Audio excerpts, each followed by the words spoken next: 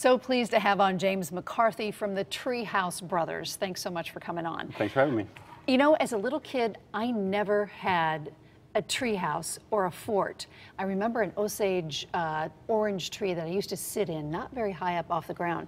So when I found you guys, I thought, I gotta talk to you about what this is about. So how did you start building tree houses, forts, and whatever else it is that you build?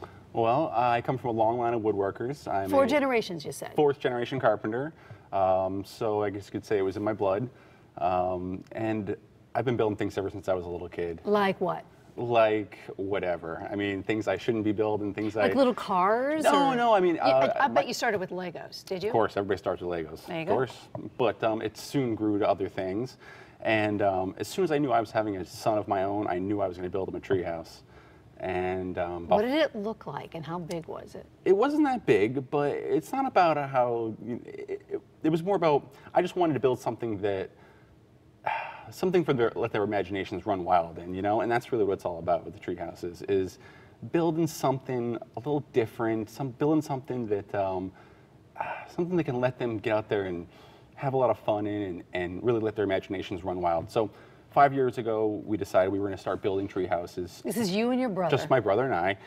We decided we were going to build one for my son. So we built the tree house and had such a good time doing it that we said, wow, we should turn this into something else. So just kind of on a whim, we decided to take it to the next step, open up a website, and it kind of just took on a life of its own, to tell you the truth. So what happened? You put the website up and you wait for the phone call to come, and then what happened? That's pretty much exactly what it was. We put up a website, but I mean, we really researched tree houses, really dove into it, really wanted to know our stuff when we were talking about tree houses, because building a tree house is not just like building something else. You really have to know your stuff. So the right tree, you have to think about safety with all kids, that stuff. How high off the ground. Let's start looking at some of the tree houses that you have built, because I'm just fascinated by them. Now, describe what this is. You are looking at the inside of one of our tree houses.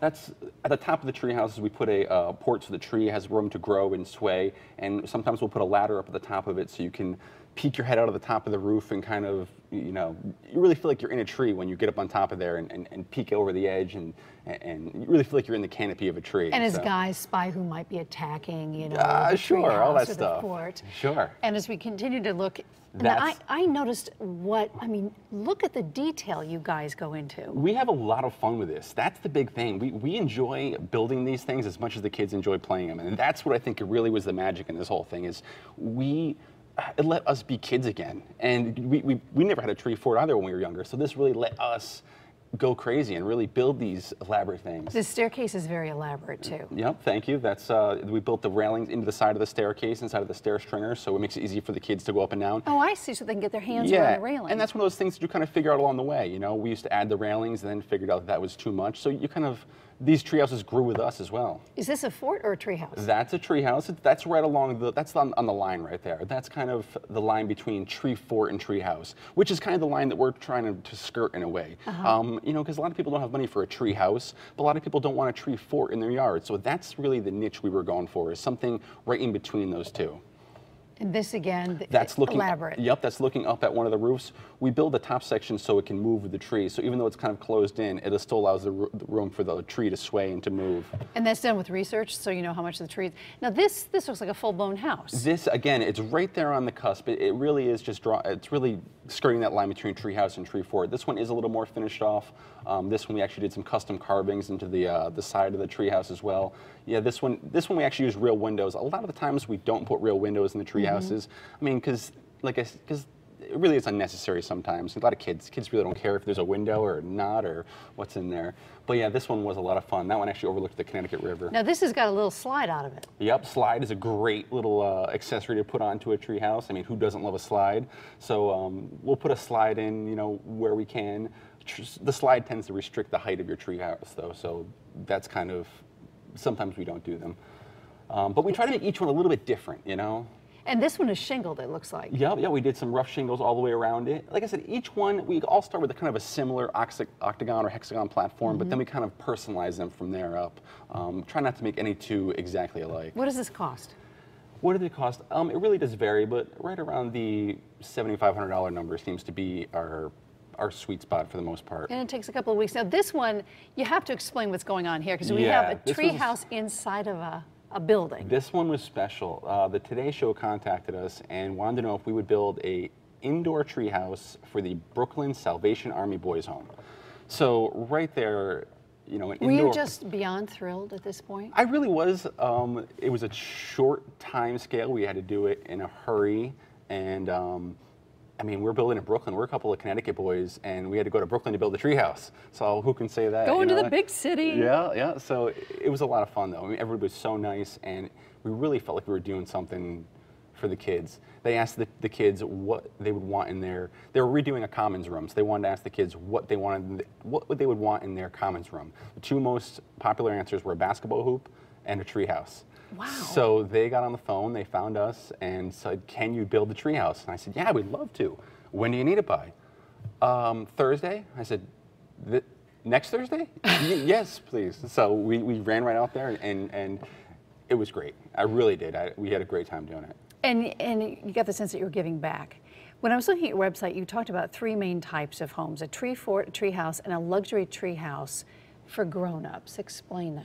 So tree fort is definitely what we all think of when we think of treehouse, probably. You know, something a little rough around the edges, you know. But still a place to yeah, go on sure, your which own, they all are. No matter what they are, it's all a place to really go. To have secret meetings. Yeah, absolutely. But the tree fort starts off really basic, rough around the edges, you know, no frills, no windows. I mean, real basic.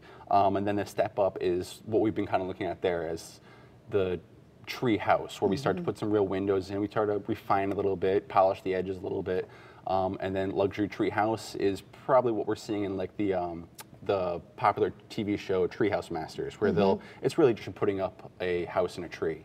So not everybody has the money to put a house in a tree, so that's why that line for our regular treehouse seems to be so popular. Which is not to say that you wouldn't do a luxury treehouse for somebody. I would love to do a luxury treehouse for somebody. We actually do have one coming up that we're going to be doing, a luxury treehouse for somebody. Can you talk about it? Yeah, sure.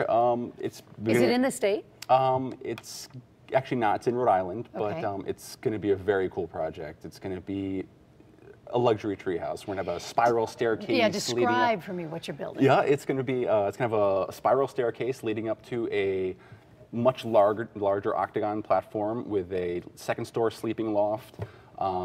It's going to have a bridge leading to another structure. So it's going to be our crown jewel in our treehouse. How big is this? Is it square footage you can start talking in now? Yeah, it's really not that big square footage-wise, and we're only talking about a 16-foot platform. But still, we're talking about a treehouse. That's pretty large. I mean, most of our other stuff is about 10 foot, is about a 10 to 12 foot platform. So this is a bit larger. What do you charge for something like that? This is going to be a little bit more expensive. Obviously, the more accessories you put in, the more it costs. I mean, it's not unheard of to spend $50,000 on a luxury treehouse. You're going to have that right on your website on the front page, I'm sure. Absolutely. That's going to that'll be the crown jewel. Let's talk about the accessories that you include in your forts and your tree houses. Trapdoors, and what else do you have that you put in there? Well, trapdoors are cool. You got to have a trapdoor. Every tree house has to have a trapdoor. Bucket and pulley. That's the little ones are sometimes some of the most important ones. You know, a bucket and pulley. How much fun can you have a bucket and pulley when you're a kid? Here comes the frog. Here comes, yeah, exactly. Yeah. Fireman's pole is another popular one. Slide is an extremely popular one. Lookout, we do sometimes like a little, like a telescope thing that sits on the railings. Those are kind of popular. The one I've always wanted to do, like a water-themed one with like a water cannon on the deck or something, or a slingshot, or a water balloon slingshot. You know, that's one that I've always wanted to do. But well, you should do that. So 4 generations of master carpenters. Describe how that all started with your grandfather, great-grandfather? Started with my great uncle, who taught my grandfather, who taught my father and myself. So it really does go right down the line. And it makes it really special to me. My mother used to say that we had sawdust in our blood, and we didn't have a choice in becoming carpenters. It was just going to happen. Did you have a tough time with mitering corners? Because that's what I hear about from carpenters. That's the tough one to learn. How are you with that? If you're worried about mitering corners, then I don't think you're much of a carpenter. See? So that separates the men from the boys. Sure, absolutely.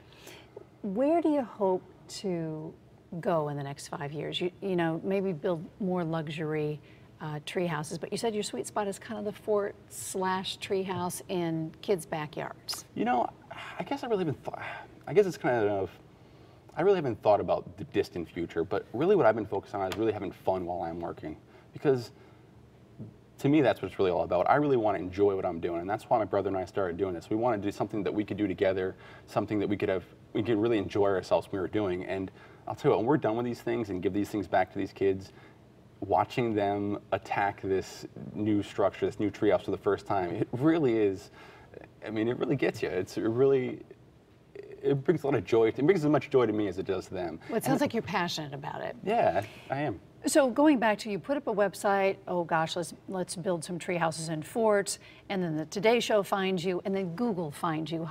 What happens with Google? That was pretty cool too. They came out of nowhere. They wanted to know if they could, if their small business division could follow us around for a week, and they did a little mini docu-series on us. Up to 13 guys were on the job site with us, micing us up every day, following us around with cameras. It was a really cool experience. It was very different. You know, again, we're just used to building tree houses in the woods, and it was seeing a different side of this type of business. You know, really, but it was a lot of fun. Google was great. The experience was great, and I can't wait to see the video. I can't either. James, thank you so much for coming on. The Treehouse Brothers. Yes, the Treehouse Brothers. If you're looking for a fort or treehouse, it's you guys. That's right. Thank you. And thank you very much.